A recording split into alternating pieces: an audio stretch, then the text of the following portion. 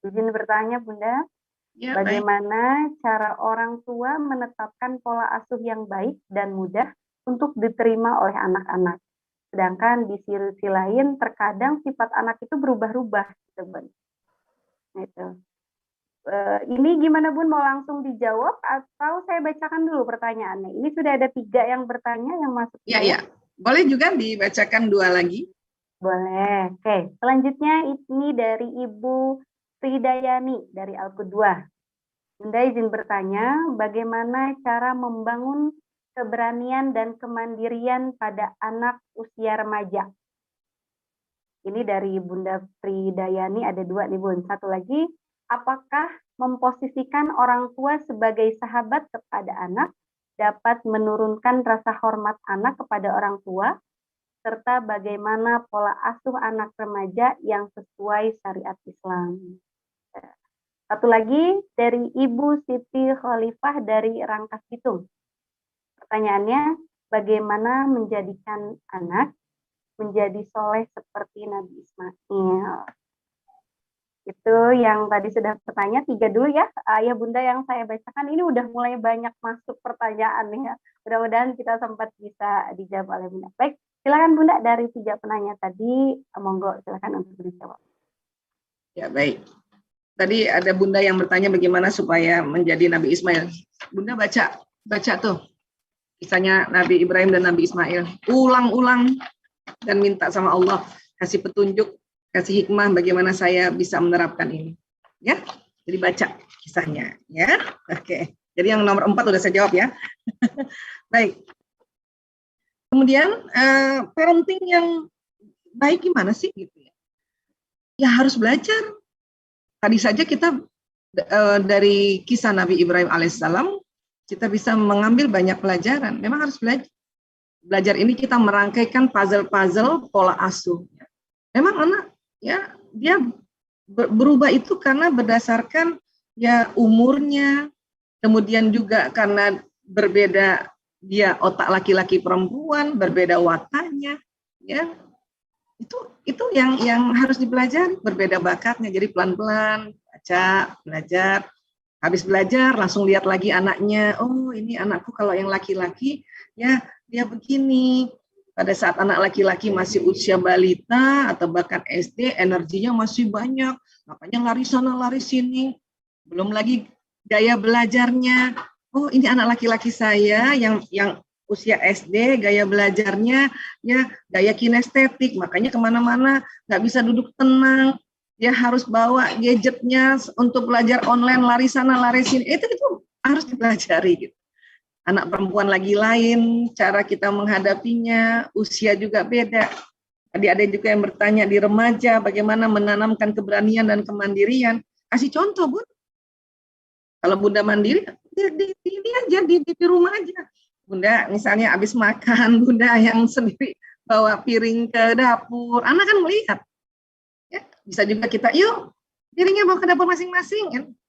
Yang begitu-begitu terus setiap hari memang harus ya. Anak lihat bundanya juga yang rapikan tempat tidur, walaupun mungkin ada yang bantuin, tapi khusus untuk kamar Bunda lah yang merapikan. Ya, anak lihat itu namanya mandiri. Ya, berani itu kan bukan hanya berani keluar malam atau berani ke tempat gelap, kan bukan hanya itu ya.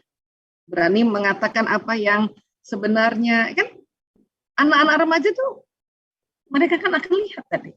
Ya, jangankan remaja, mulai dari kecil dia akan lihat. Nah, akan lebih mudah kalau anak dari kecil dia melihat, mendengar ya orang tuanya memberikan keteladanan. Makanya pas remaja udah enak aja, udah enak. Apalagi dimasukkan ke sekolah yang bagus ya, Masya Allah. Salah satunya tadi ini ada Qudwah Care ya, Masya Allah. Itu kan orang tua udah harus dari awal ini ya menyiapkan semuanya gitu, sehingga nanti pas remaja ada perbedaan sedikit, yaitu hormon yang sangat menjadi luar biasa, jadi banjir. Anak laki-laki yang tadinya testosteronnya cuma 1 cangkir keluarnya ini 1 galon, anak perempuan estrogennya 1 cangkir keluarnya ini jadi 1 galon gitu kan. Nah ini tinggal kita berubah sedikit, tapi memori mereka dari kecil sudah tertanam keteladanan orang tua. Wah, terlambat Bu Aisyah, nggak ada kata terlambat, lakukan aja sekarang. Udah remaja, anak saya sudah lakukan, nggak apa-apa, memori tetap jalan ini sampai tua, kita memori tetap jalan. Ya, hanya memang lebih beruntung orang-orang yang dari kecilnya anandanya sudah diberikan keteladanan. Itu lebih beruntung lagi. Ya. Nah, jadi kurang lebih seperti itu. Bagaimana sih memposisikan orang tua ke anak? Jadi gini, orang tua tetap orang tua. Ya. Ayah, bunda tetap ayah dan bunda dengan peran masing-masing. Ya, anak harus tahu itu. Ibu adalah ibu, ayah adalah ayah. Ya. Karena sahabat ini sering dikonotasikan ya untuk peran teman sebaya, yang sangat intens, yang bisa bicara ala apa adanya dengan teman sebaya ini dan tanpa ya kadang aling-aling istilah.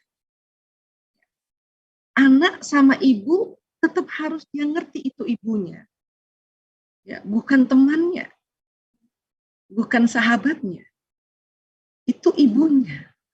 Sehingga dia nggak boleh ngomong asal-asalan. Ya. Misalnya anak saya, Aisyah, ya sembarangan gitu, nggak ada kata ibunya. Misalnya. Lo gitu banget sih, misalnya gitu ya. Walaupun mungkin buat budaya tertentu, mungkin kamu itu lo, tapi mungkin itu buat budaya di rumah saya itu, saya nggak mau dipanggil lo. Ya. Jangankan gitu, anak saya bilangin saya, ih dia, saya nggak mau bang, dia anak-anak memanggil saya dia, ibu. Gitu. Ya. Tapi kan ibu harus lembut, iya, ibu yang lembut. Ibu yang lembut. Ya, di Ali Imran 159 kan kita diminta lembut pada anak-anak, pada mereka. Ibu yang lembut, ayah yang lembut. Bukan ayah yang bersahabat. Ini kadang-kadang suka kebalik-balik kita nih. Saya lagi sering mensosialisasikan ya menempatkan lagi pada yang benar. Ya. Kita nggak sanggup, Bunda, misalnya menjadi sahabat anak yang konotasi sahabat itu kan teman tuh. Ya. Dipanggil panggilan saja sudah logo aja udah saya sih nggak sanggup. Ya. Atau dia ngomong sebagaimana terbukanya dia ngomong sama temennya dengan bahasa-bahasa gaya sekarang. Ya, kita ibu tetap nggak sanggup. Tapi bahwa ibu ya menjalin komunikasi yang lembut itu lembut. Itu lembut. Ya, sebagaimana Nabi Ibrahim juga pada anaknya lembut dia bertanya. Ya. Bertanya. Oke? Nah, seperti itu ya. Ya mudah-mudahan empat-empatnya sudah terjawab ini insyaallah. Mohon maaf kalau memang tidak detail karena mungkin masih ada kesempatan lagi yang lainnya ya. Baik, terima kasih banyak Bunda atas jawabannya. Insya Allah. Alhamdulillah tadi sudah bergabung bersama kita yaitu Kiai Haji A'la Radbi LC. Beliau adalah Ketua Yayasan Islam Qudwatul Ummah.